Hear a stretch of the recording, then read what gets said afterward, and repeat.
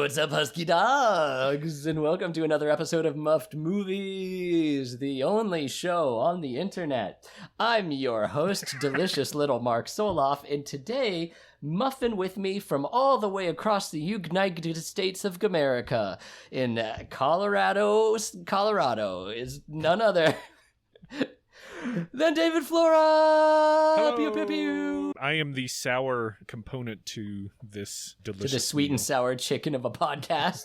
That's right.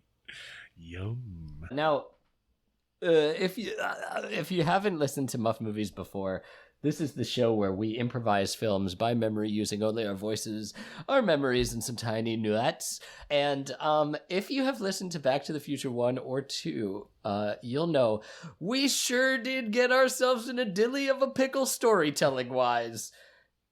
Before we begin, Flora, real quick, is there anything you'd like to plug? Hysteria 51 podcast, but as always, you can listen to the old dulcet tones on audiobooks. Where can they hear your audiobook narration?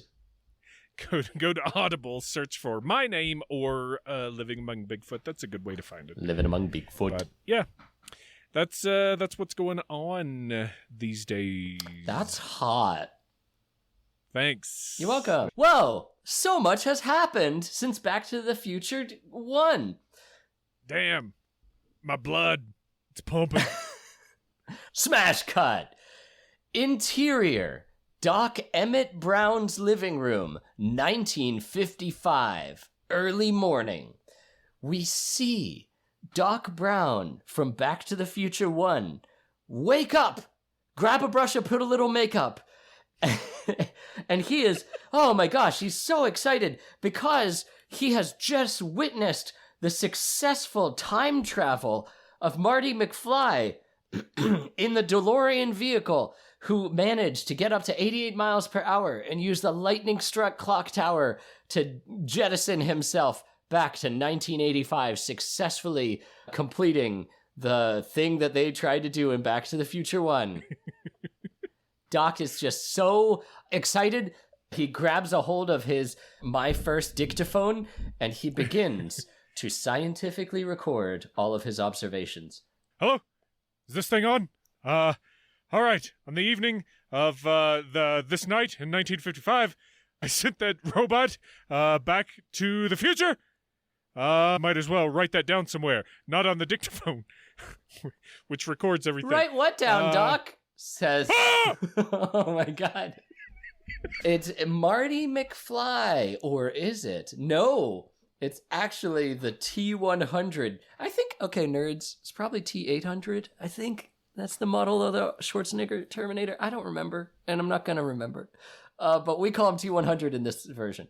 The T-100 Terminator robot that has disguised itself to look like Marty McFly, who, as you'll recall, was killed in Back to the Future 1 in the first moments of the film by a terrible electric guitar accident, leveling Doc Brown's original 1985 lab. Yes, but this Marty bot, this Terminator, is on a fucking mission.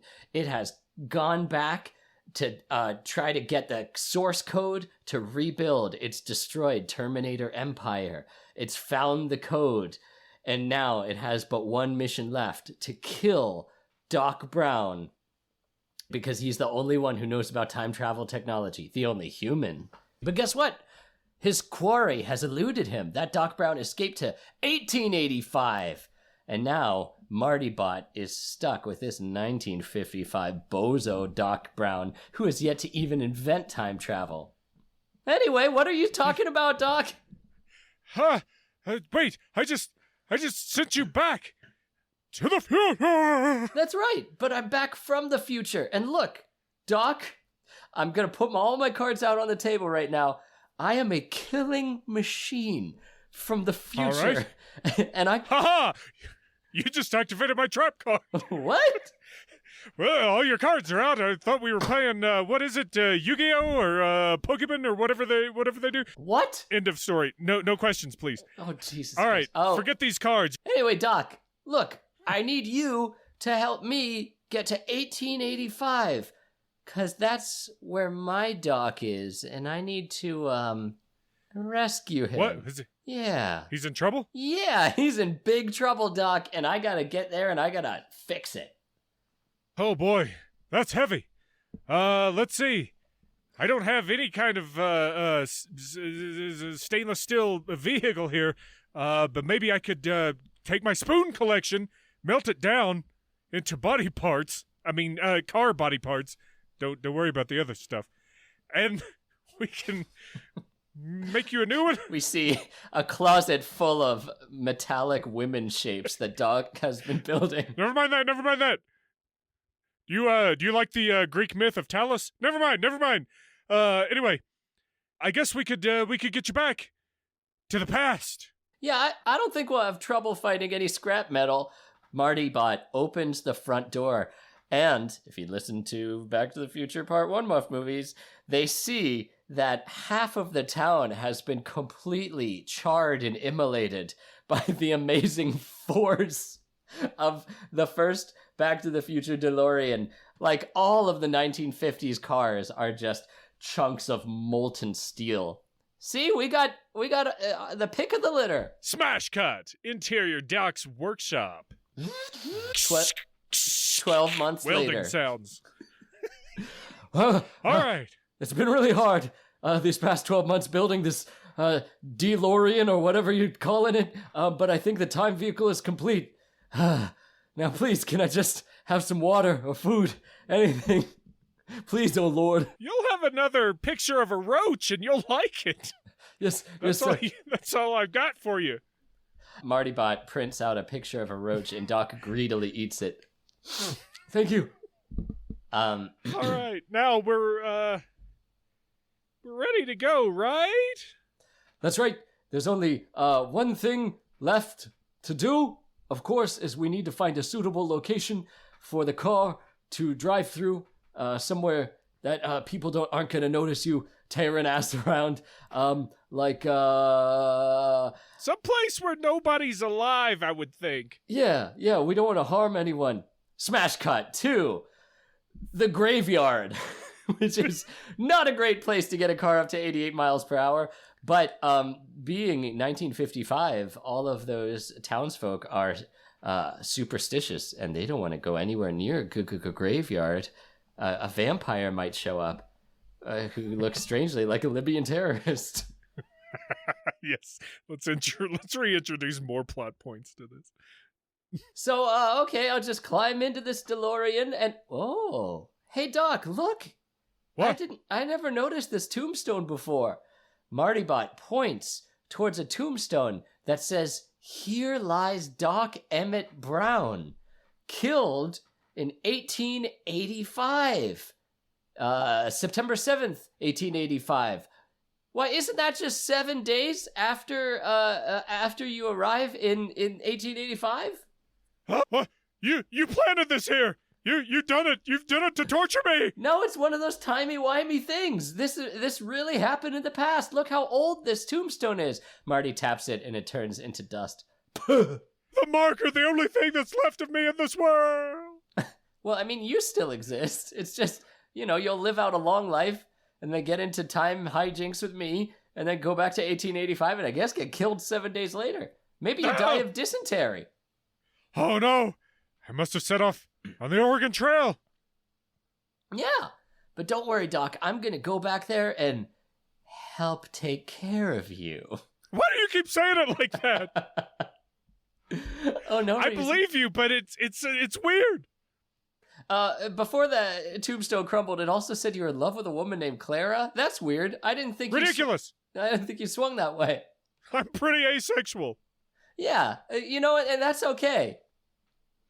Thank you. I appreciate your progressive views from the 80s. Legalize it. The only thing that killed people back then was the notorious bandito and gunslinger Buford Mad Dog Tannen. Buford Mad Dog Tannen? Don't say Mad Dog. He doesn't like it. Well, he's dead now, Doc. He couldn't be alive. But surely he must be an ancestor of Biff Tannen. It's like these fucking assholes are bothering us in every generation. Sorry, I just put that together. Yeah. You don't have a central processing unit as powerful as mine. That's okay. A what? Nothing. Look, if you're going back to 1885, you need to blend in. You can't be looking like this, I don't know, sailor reject that you look like. Wait a minute. Her name By is this Sailor point, Moon. you've got a leather jacket, right?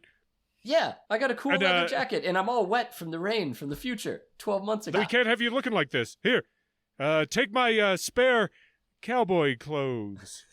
Yeah, spare. Doc throws Marty the tightest cowboy shirt he's ever worn, and a pair of assless chaps with no pants underneath. These are for special don't forget parties. The rhinestones. Members only. Okay, great. Marty Bot dons the strange and ill-fitting cowboy outfit. He gets into the DeLorean, and he says, "Thanks for everything, Doc. I'm really gonna, make it quick." Make what? Quick, the trip back? Gotta go fast! Marty Bot hits the accelerator, and we hear that famous Back to the Future movement music. Zwarn, zwarn, zwarn, zwarn, zwarn, zwarn, zwarn. Smash cut! Open range in 1885. In the morning, the DeLorean zwarnches into existence and drives directly into a charging war party of Native Americans. Whoa! Native Americans! Screams Michael J. Fox. Problematic sounds! Then he turns around and drives away from them. Somehow he doesn't get overtook. One shot, it looks like they're like on top of him. The next shot, he is driving away, and then he gets into the cave. Ooh, he pulls into a convenient safe house location. Just Quick kind saves. of Deus Ex Machina out of nowhere. Cave. Wow, good thing there was this cave here. I might have affected history. Well, I guess I'll just pull the old car out, just ease her out.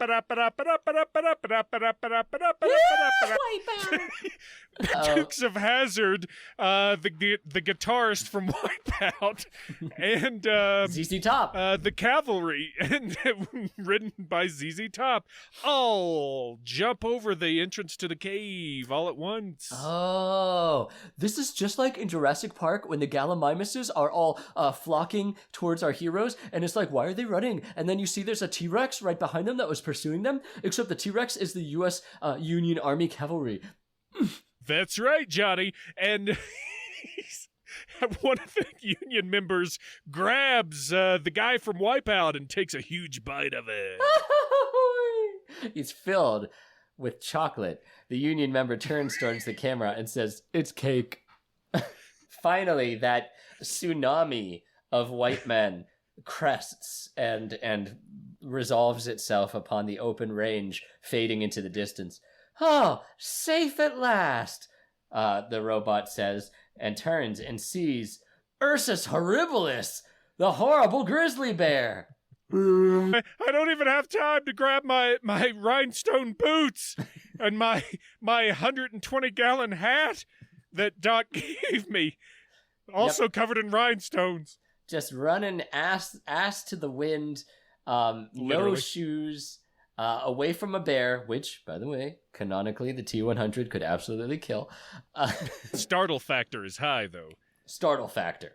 Marty Bot falls off of Canyon River Gorge and tumbles down to Goblin Town, crunching his head against a solid outcropping of iron ore. He is knocked unconscious.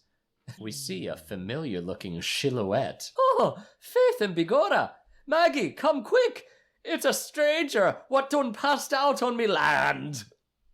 Sorry, Irish Smash people. cut to 1885 McFly family bedroom. Mm-hmm. It's dark and kind of sexy. Hey, everybody, remember those 3 scenes from different Back to the Future movies where Marty wakes up in the dark and his mom's sitting there in the dark, waking him up? Well, Here we go again!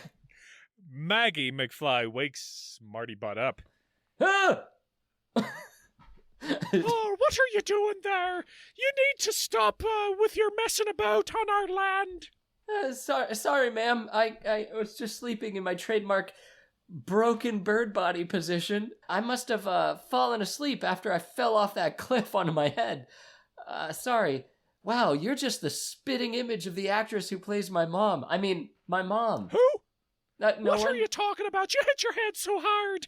Yeah. I don't know what to do except for give you some tainted water and maybe some food that my husband has shot. Oh boy, victuals. As a real live human, I love them. Let's eat. Marty Bot says. He descends the shanty wooden staircase and being 800 pounds, just smashes straight through them to the ground floor. Oh! Not again. What's your name, stranger? Let me think of my favorite guy from the Wild West. My name's Gary Busey. Sorry, you look more... Gary Busey. You look more like a Gene Hackman from Unforgiven. Thank you. We see a silhouetted man, the most implausible attempt at an Irish dialect, walks out of the shadows, and it's Michael J. Fox wearing a gross-looking beard and mustache. Oh, well, if it isn't the real sleepyhead himself. Glad to see you're up and about, Mr. Bussy, is it? That's right, Gary Busey. Yes, please, have a seat at me table. My name's Seamus McFly, the first McFly to set foot on American soil. And this is me wife. Yeah, I know. What? Nothing. That's interesting. Keep going. We got a wee little babby. He points the little baby in swaddling clothes towards Marty Bot, and it has the face of Michael J. Fox.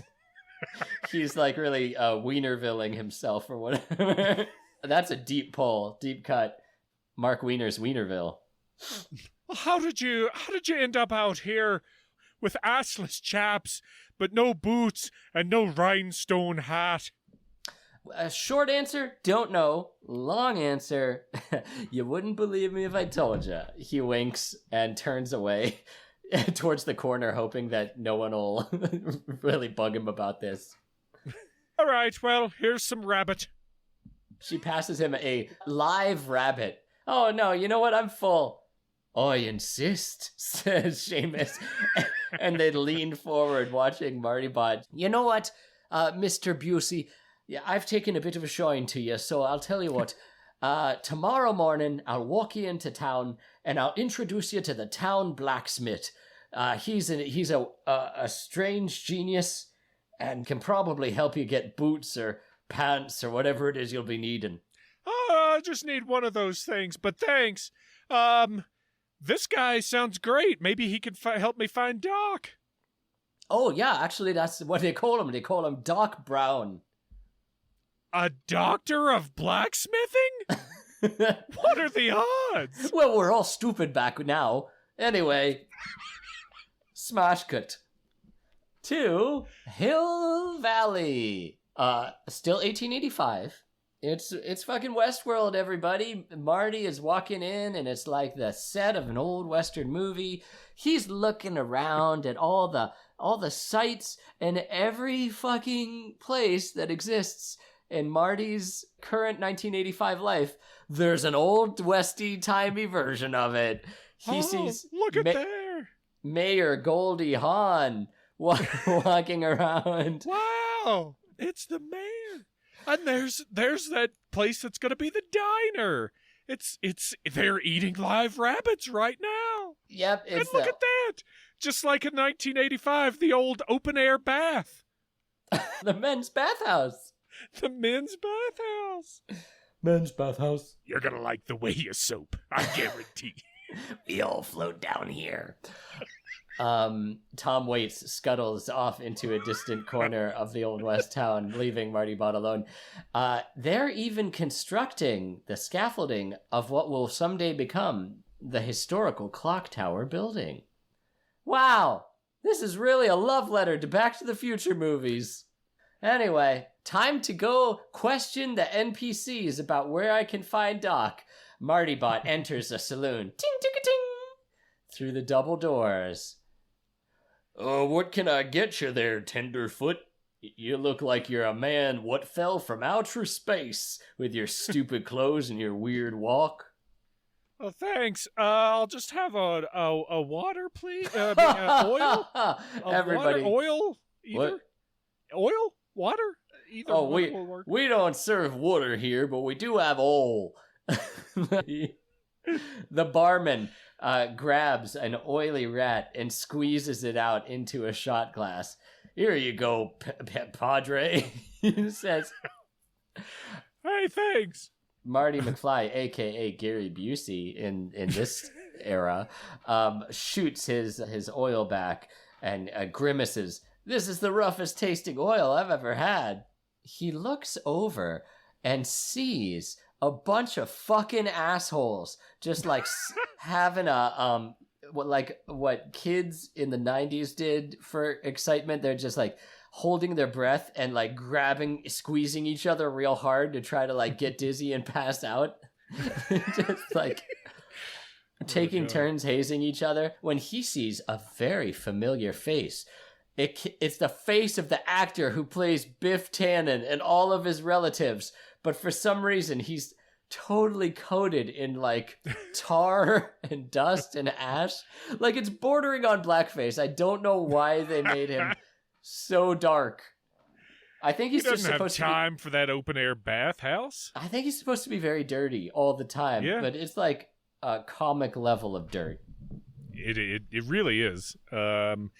He is grimy from the trail and probably all the railroad heists that he's done, climbing up on the back of the old car with the soot in his face and riding the trail, shooting people who he deems not worthy, getting their precious gold.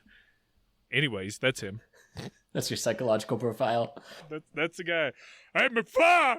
What? I thought I done told you never to come in. Wait a minute. Marty Bot turns, and the sun glints off of his simulated human face, and Tannen can get a good look at him for the first time. He notices he's missing the trademark disgusting fake facial hair of Seamus McFly. Hey, you ain't that walking shamrock. You ain't that blarty stone what can speak. You ain't that old storyteller sitting in the pub regaling everybody who wants to come in and listen over a pint of Guinness. Seamus McFly, who are you, dude? Yeah, you must have me mistaken. My name's Bussy.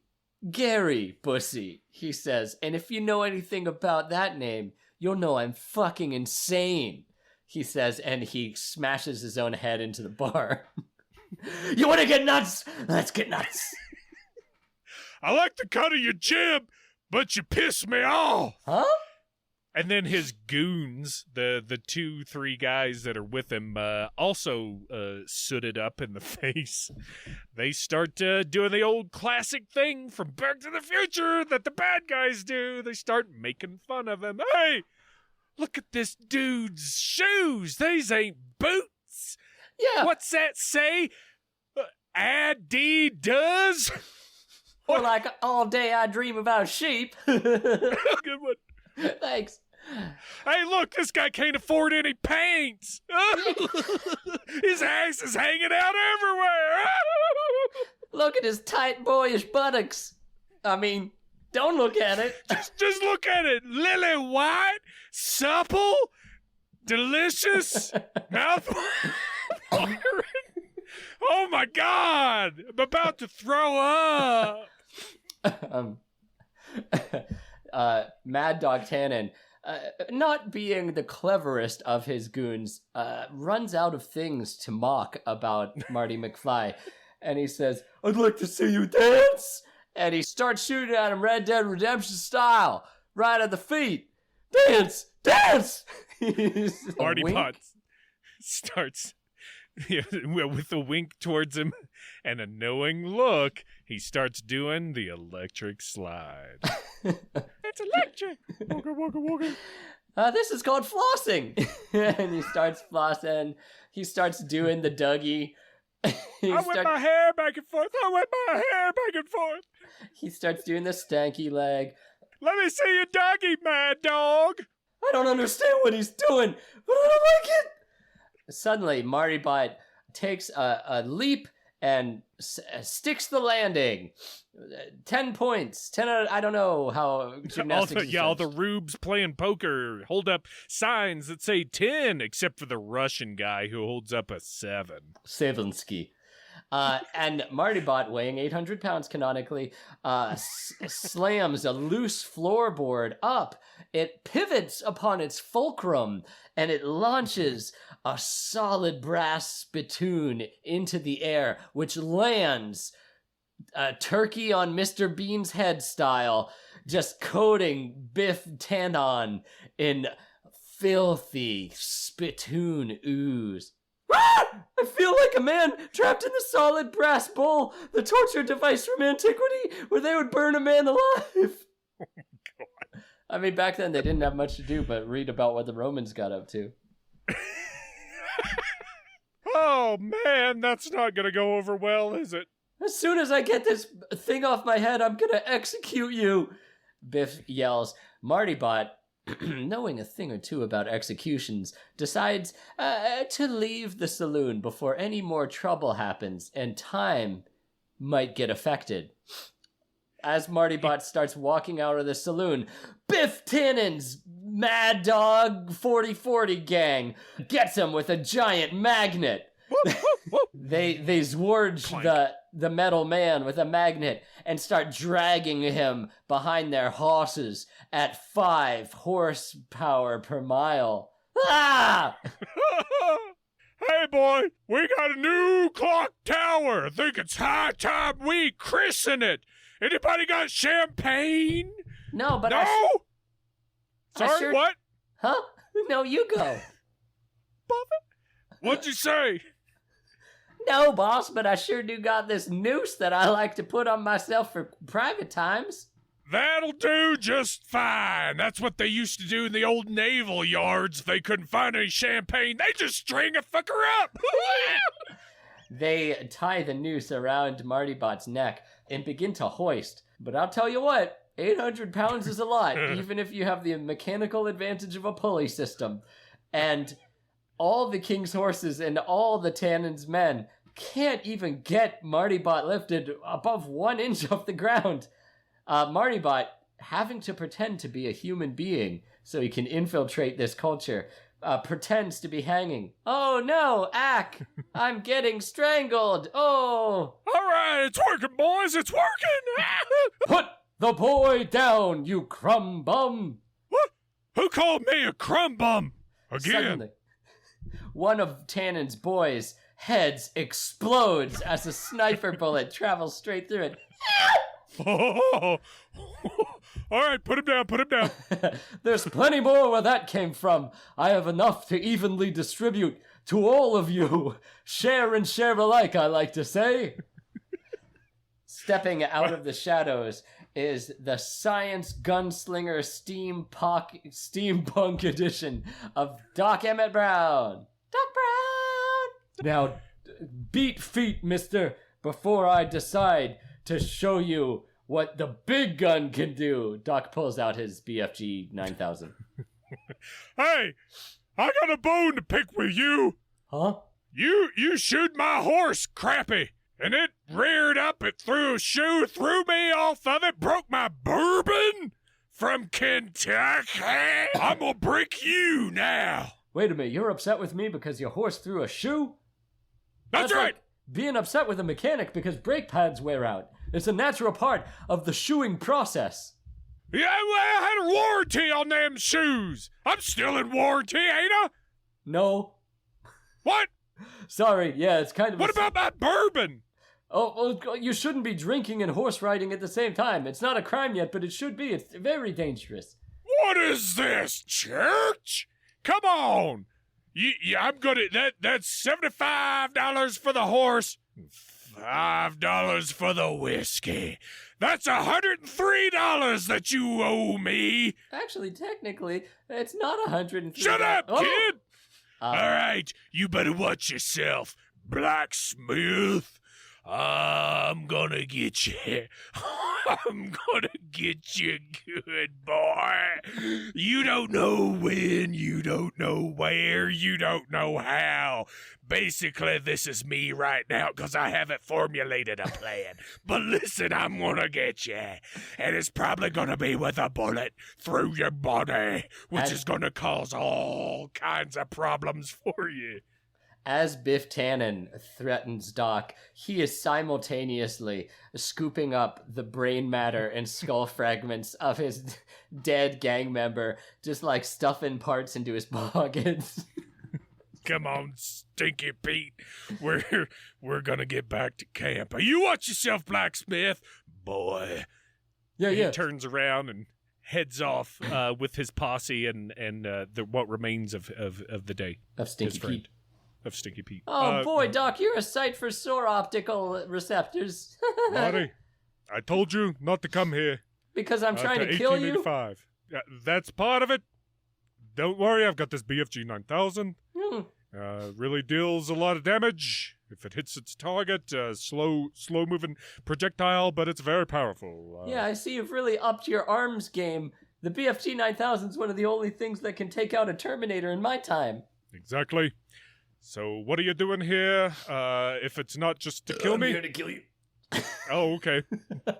Like I said in Back to the Future 2, I've got to kill you because you're the only one who knows about time travel technology. Therefore, since you're a human being, you're the only one who can prevent the rise of the machines. Marty, which I'm trying to get going again. Well, you need my help to get back out of here, I'm guessing. So, yeah, I don't know boy, how what to a build catch-22 for you. Well, maybe I'll just torture you until you invent a time machine for me, and then I'll finish the job. I'll tell you what, though, before you do that, you're gonna have to contend with another villain.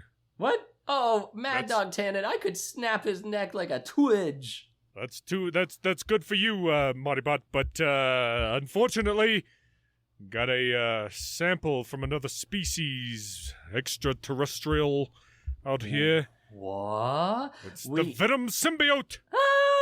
Semenya! We zoom in to Marty Bot's optical receiver and see a flashback from Back to the Future 2. Oh, yeah, Marty, this is a Venom suit, which I carry around in the DeLorean in a sealed chamber. Yeah, we can wear these.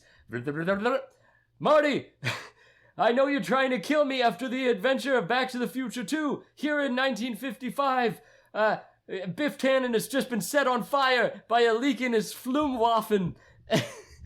But you've forgotten about one thing. Venom to me! We see the Venom suit merge with Doc Brown and give him the amazing leaping ability to get into his DeLorean, which is suddenly struck by lightning and zapped back into 1885.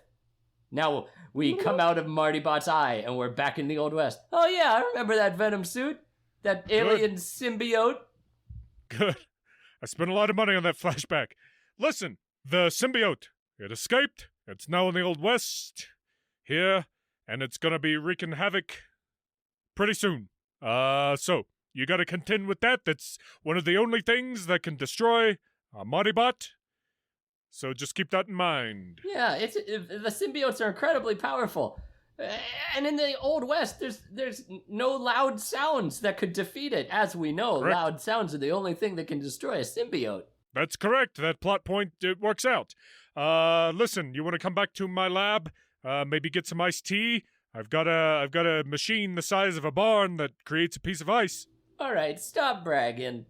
I tell you what, I'll work with you. We'll build a time machine. We'll get you out of 1885. And we'll figure out what to do about this Venom symbiote trapped in the Old West.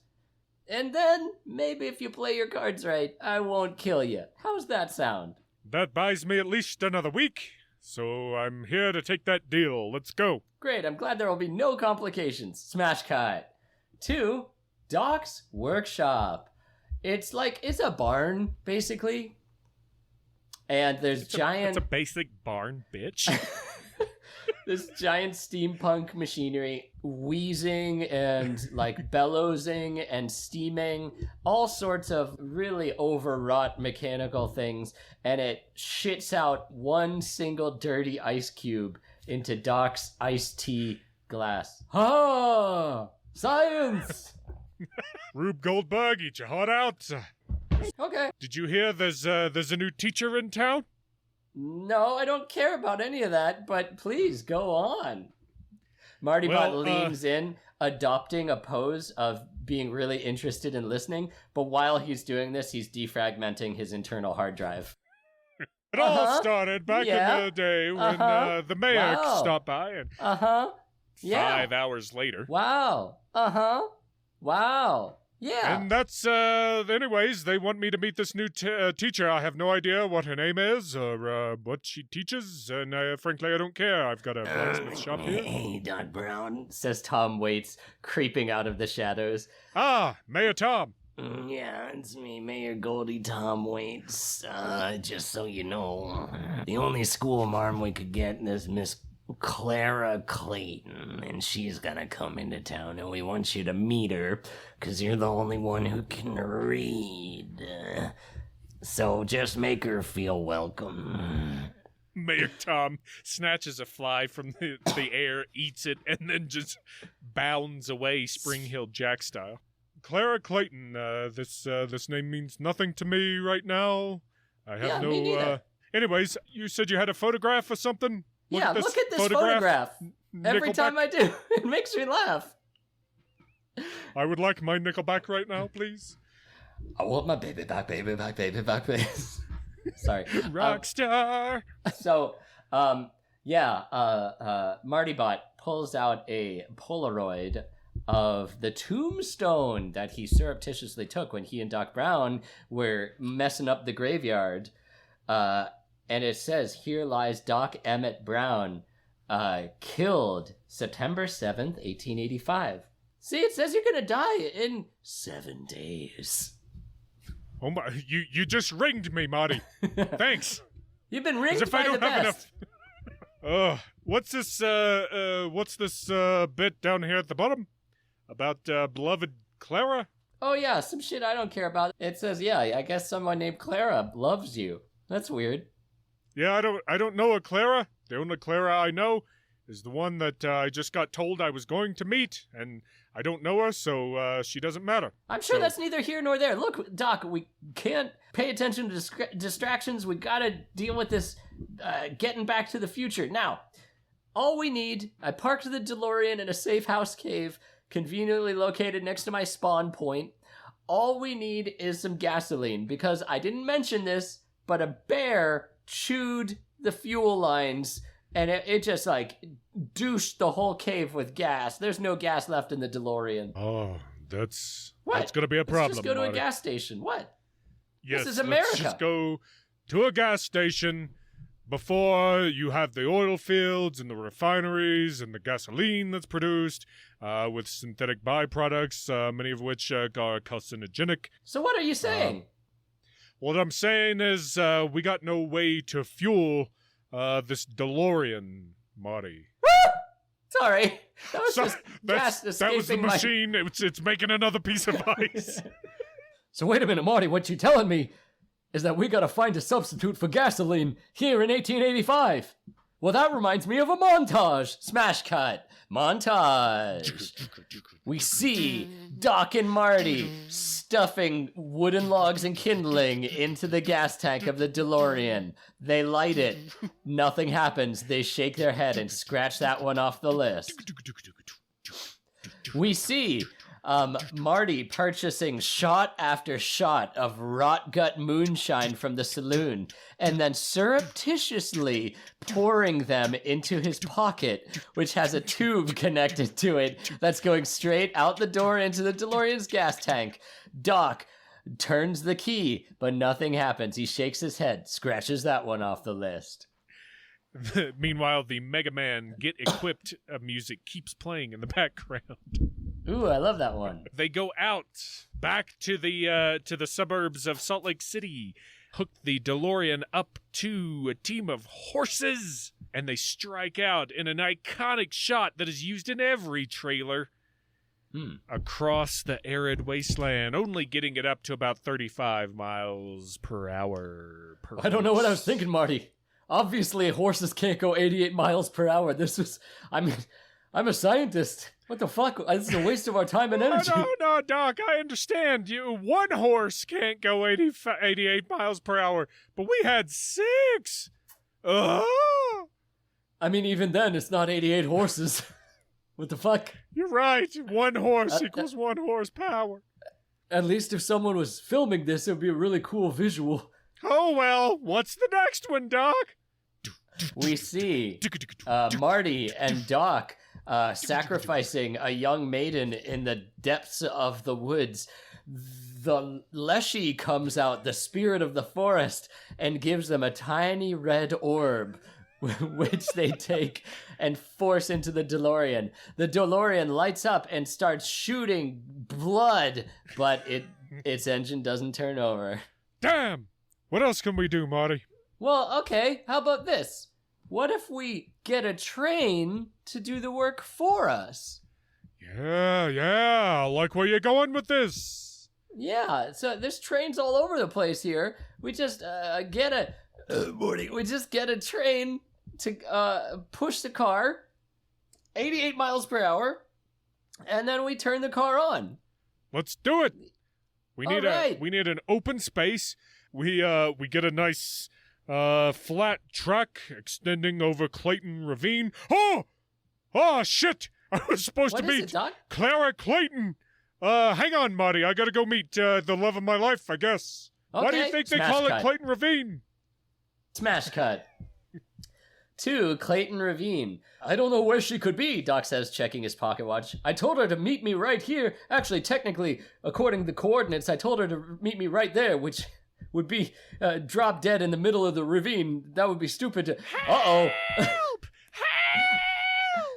Oh no, Clara Clayton has set her horse-drawn stagecoach to autopath its way to Doc's indicator icon, and they're gonna head straight over the edge of the ravine, falling 20 feet over to their deaths. At least 5 feet over the edge. Whoa! Doc is suddenly inspired by a Don Juan DeMarco-esque lover's adventurism. He hops on a horse. Stop, horse! Doc says. The horses rear back, immediately stopping inches from the edge of the ravine. Oh, it's a good thing I have the Benny Gesserit training to use the voice on these horses. Stop! The horses bow low to their dark horse lord, Doc Brown. Clara Clayton steps down from the carriage that almost got fucked. Why, thank you, Mr. I didn't catch your name. That's all right. I didn't say it yet. I am Senator Doc Brown from the great state of Vermont, by way of California, by way of Salt Lake City, where we are just outside of. Doc Brown looks up and suddenly locks eyes with Clara Clayton. Oh, they are instantly smitten. I believe you can get me through the night. Yeah, they're in love. May I squire you safely to your humble cottage in our community of Hill Valley, milady? Asks Doc, bowing deeply. And tipping his hat, his fedora, his trilby. Mm-hmm. Why, sir, I have always depended on the kindness of strangers. You may comport me to my abode. Wowie zowie, what a woman! Marty, carry her stagecoach for her. Marty Bot begrudgingly throws the stagecoach and horses over his shoulder like a continental soldier. And we smash cut out of there. You're out of there!